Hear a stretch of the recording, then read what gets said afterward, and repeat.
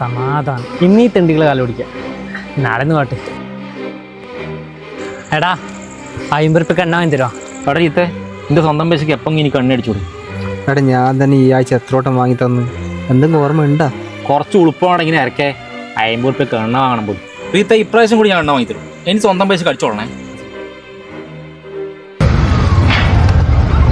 മലട്ടാ ഒന്നും നോക്കണ്ട, full time കടിച്ചോ.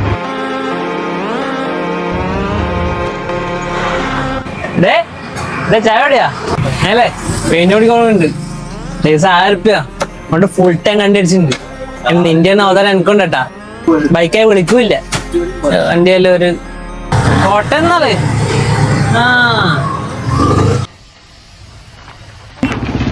ഫുള്ളടിച്ചല്ലോ. എണ്ണ തീർന്നോ? എണ്ണ ഫുള്ളിക്കായി.